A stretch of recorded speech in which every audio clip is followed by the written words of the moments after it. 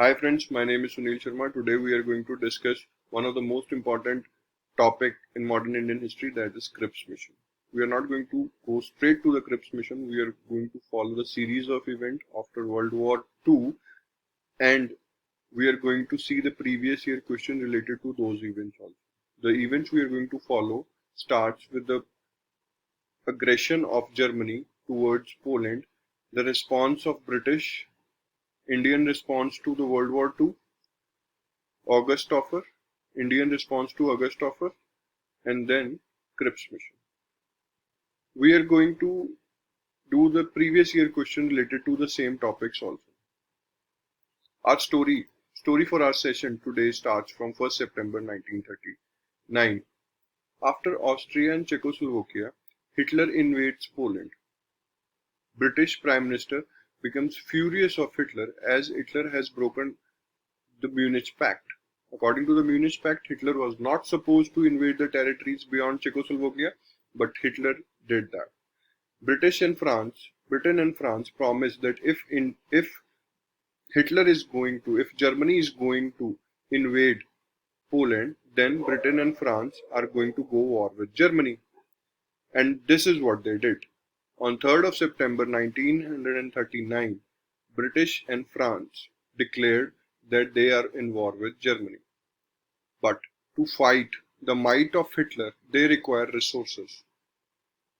For British, the biggest jewel in their crown was India. So unanimously, British declared that India is also in war with Germany. On the other hand, there were 7 provinces in which Congress formed government the recent elections. How will the government take this? One, where they are representative of the people. On the other hand, their voices are not counted in, and the war was declared. What happened? Congress before war made an opinion that okay, we are going to help you or cooperate in the war if British has to go to the war. Then, but on the 2 particular conditions. First, there should be a constituent assembly after the war to determine the political structure of free India. Second, immediately some form of genuinely responsible government should be formed at the center. These were the 2 demands of the Congress if they wanted that Congress should support Britain in war. But till now, the war was not there. Now, on 3rd of September, India entered the war. On 10th of September, Congress has a Warda session. Congress Working Committee has a Warda session. There were 3 prominent leaders which made 3 prominent opinions about this World War II and participation of India and how should India react. Gandhiji said that the cause of Britain and France is just and we should not hinder or we should not embarrass Britishers. We should support them unconditionally. Subhash Chandra Bose, on the other hand, said that both are at their own wrongs. Both are the selfish countries. We should not support any country, and we should take the advantage of the war to make India free. Jawaharlal Nehru, on the other hand, said that till India is not independent, we are not going to support the war. And this is what happened. In Warda session, a resolution was passed in which Congress made 3 things very clear. First, that India could not be the party to the war. Second, Britain should end imperialism. Third, Britain should declare its war aims. But these were the demands given by Congress at Warda session. Do you think that British in this early phase of World War II is going to go with these demands? No. British has something else in their mind. What they did? Littlingo said that British refused to define war aims first. Second, okay, we are going to modify Act of 1935, but after consulting the representative of several communities. So here they wanted to play the divisive card by making more communities, especially when communalism was at peak at this particular time. They wanted to divide the opinion by making more representative to come in and modify the particular act. Second, they said, okay, we are going to make immediate consulting committee. But was this the only thing? No. There was some hidden agenda to all this. What was that hidden agenda? Since Congress has gained much of the ground by its movement from non-cooperation to civil disobedience and all, British thought that this is the good opportunity to gain the lost ground of Congress. How? First, if Congress is going to launch a movement, we are going to suppress it brutally. They had all their powers as war was going on.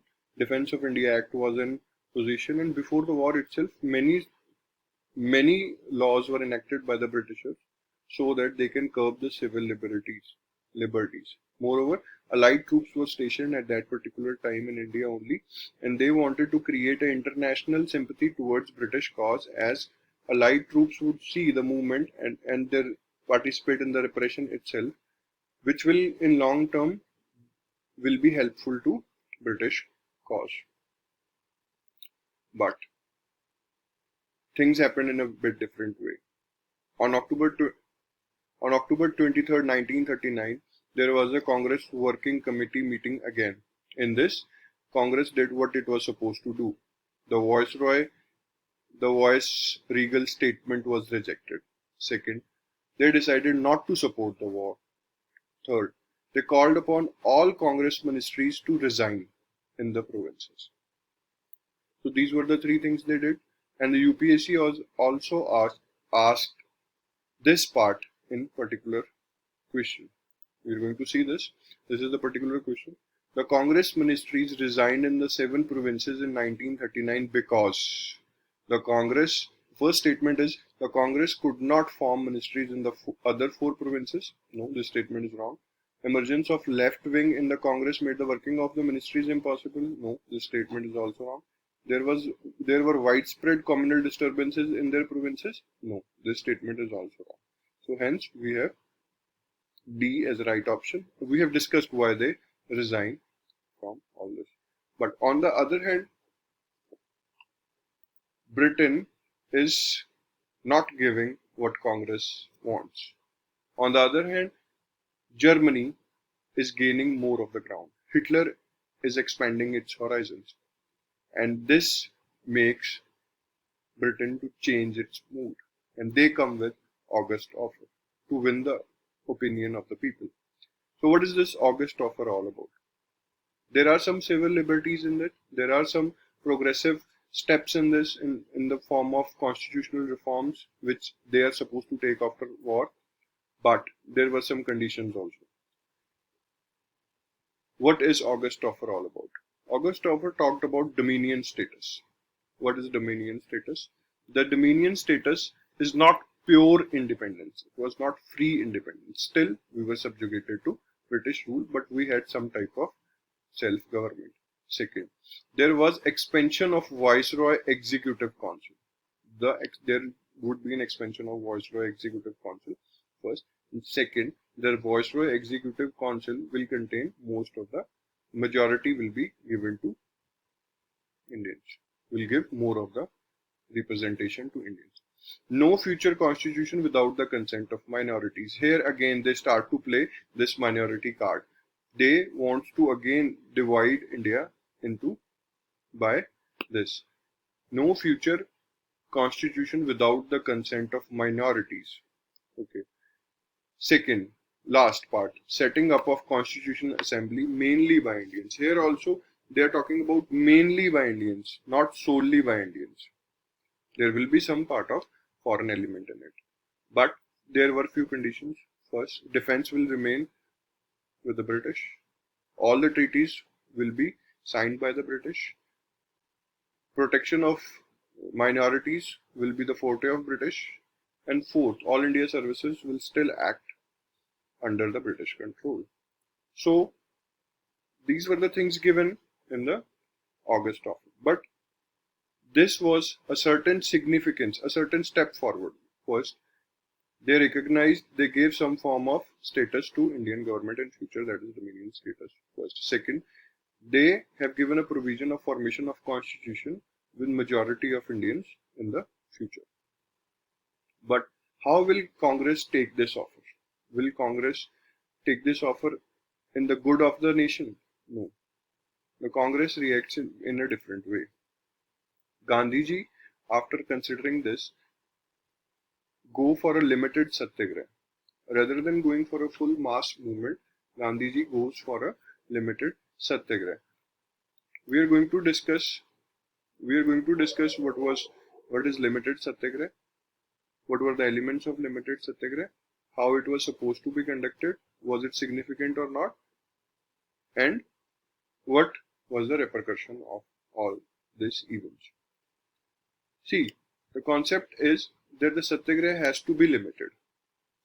Now, why limited? Because Gandhiji did not wanted the British war efforts, embarrass the British war efforts due to mass upheaval in India. Second, but it was required because our voices were not taken into account, and freedom of speech was to be given against the participation in the war itself. Now, how this individual satyagraha was supposed to happen? Gandhiji will nominate one person who will go to the magistrate office and will notify him time and place where he is going to give his anti-war speech. If he is not arrested, then he will go to Delhi through the villages, giving these speeches, creating mass awareness, and this movement was eventually called Delhi Chalo movement. The first one to do this was Vinoba Bhave, second Jawaharlal Nehru, and third Brahmadatta. What was the significance of this? Significance of individual satyagraha. First, to show that nationalist patience is not its weakness. Second, we have to express people's feeling. They don't want to participate in the war because they think that Nazist and fascist both government are not proponent of freedom.